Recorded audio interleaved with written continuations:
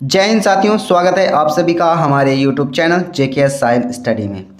दैनिक समसामयिकी में आज हम देखेंगे 14 दिसंबर का बहुत ही महत्वपूर्ण लेक्चर करंट अफेयर से संबंधित, दैनिक समसामयिकी से संबंधित जो भी आपका आने वाला एग्जाम है, SSC GD हो या फिर यूपी पुलिस हो, कोई भी एग्जाम है उसमें करंट अफेयर से संबंधित जो भी क्वेश्चन बन सकते हैं। हम चलिए आज का लेक्चर फटाफट से स्टार्ट करते हैं।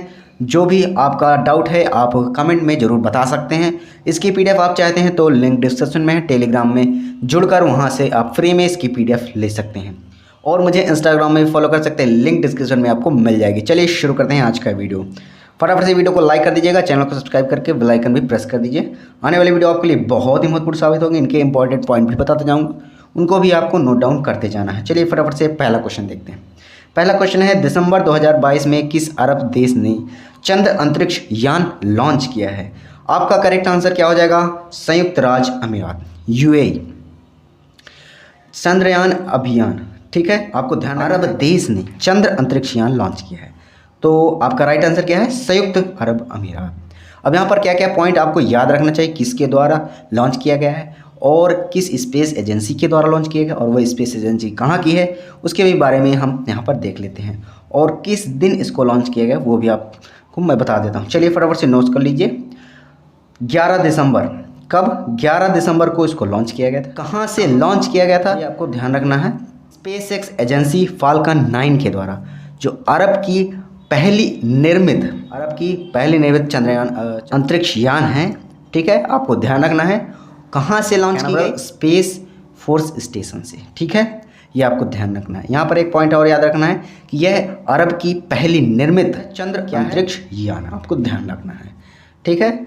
यहाँ पर एक पॉइंट और याद कर लीजिए, आप क्या नोट कर लीजिए, स्पेस एक्स की बात करें तो स्पेस एक्स का स्थापना कब हुई? स्पेस एक्स की स्थापना की बात करें तो 14 अप्रैल, याद लिख लीजिए, 14 अप्रैल 2002 को, ठीक है, 2002 को। किसके द्वारा? एलॉन मस्क के द्वारा, आपको ध्यान रखना है। यह अमेरिका की SpaceX एजेंसी है, ठीक है, आपको ध्यान रखना है। चलिए अगला क्वेश्चन की ओर चलते हैं, बहुत ही महत्वपूर्ण है। तो इस क्वेश्चन का राइट आंसर क्या हो जाएगा? चंद्रयान अंतरिक्ष यान लॉन्च किया गया संयुक्त राज्य अमीरात के द्वारा, ठीक है।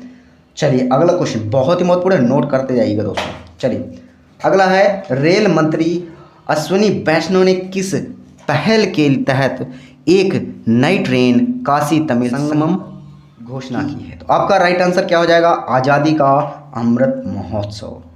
कौन सा पहल है? आज़ादी का अमृत महोत्सव पहल, ठीक है, याद रखिएगा। तो यहाँ पर क्या क्या पॉइंट आपको याद रखना है कि किसके द्वारा? रेल मंत्री कौन है अपने देश के? अश्विनी वैष्णव, इसको नोट कर लीजिए, अश्विनी वैष्णव रेल मंत्री हैं हमारे देश के, आपको ध्यान रखना है इसको भी। और किस ट्रेन को क्या की घोषणा की है? संगमम।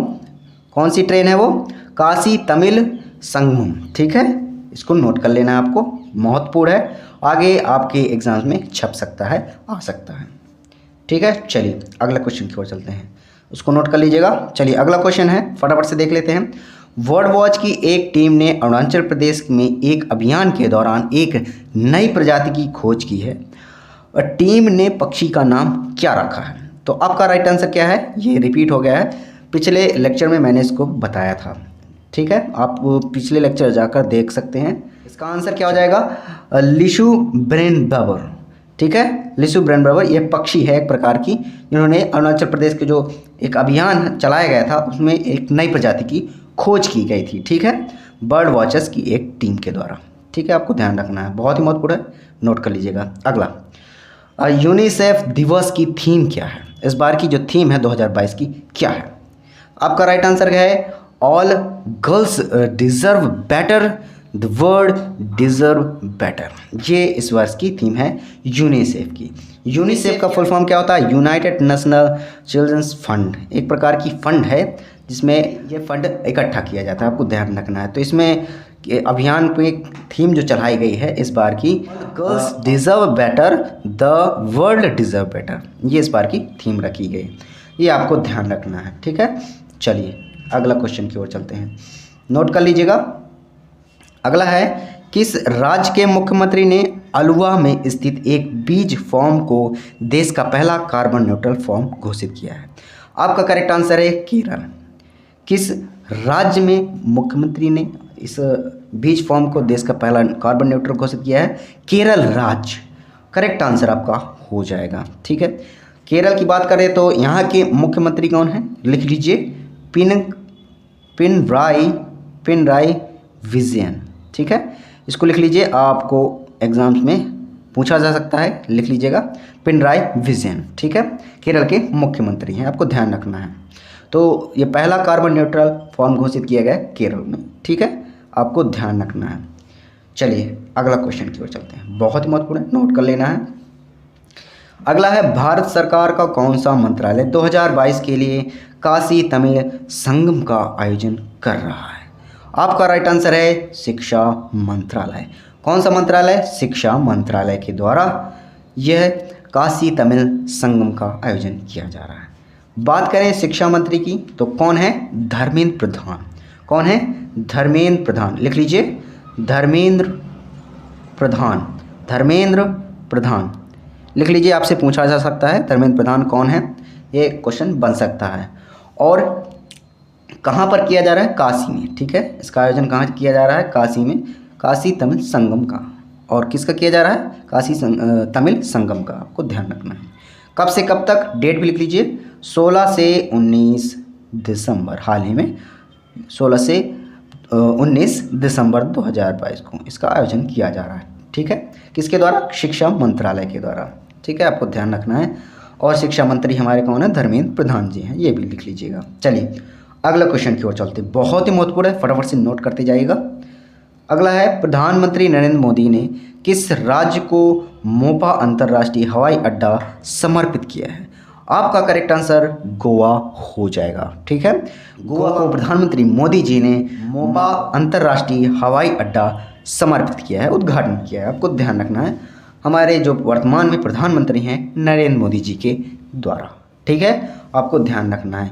इसकी शिलालेख कब रखी गई थी? 2016 में इसको शिलालेख रखी गई थी, मोदी जी के द्वारा, उन्हीं के द्वारा रखी गई थी।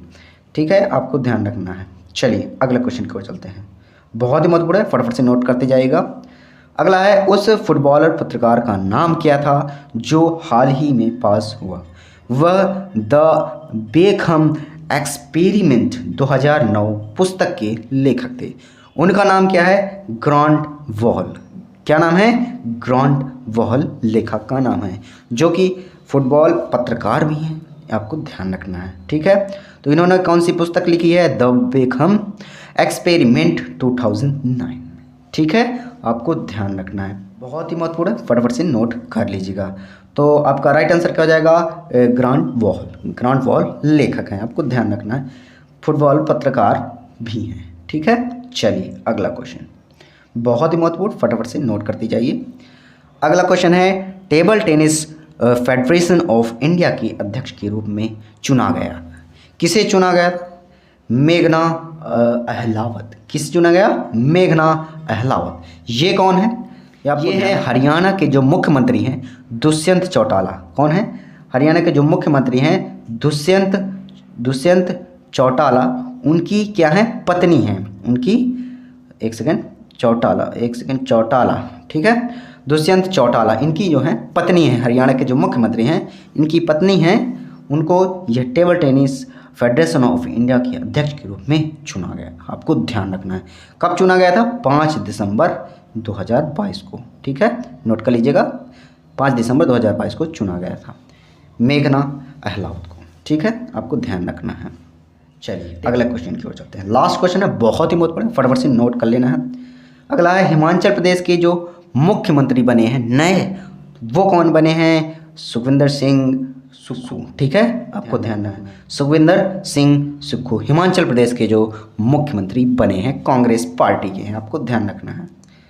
चलिए, तो आज के लिए इतना ही दोस्तों, आशा करता हूँ आज का वीडियो अच्छा लगा हो तो लाइक करिएगा और ज़्यादा से ज़्यादा शेयर करिएगा, और इसकी PDF आप चाहते हैं तो लिंक डिस्क्रिप्शन में आपको मिल जाएगी। चलिए पढ़ते रहिए, मस्त रहिए, मिलते हैं अगली वीडियो पर। थैंक्स फॉर वॉचिंग, जय हिंद, वंदे मातरम।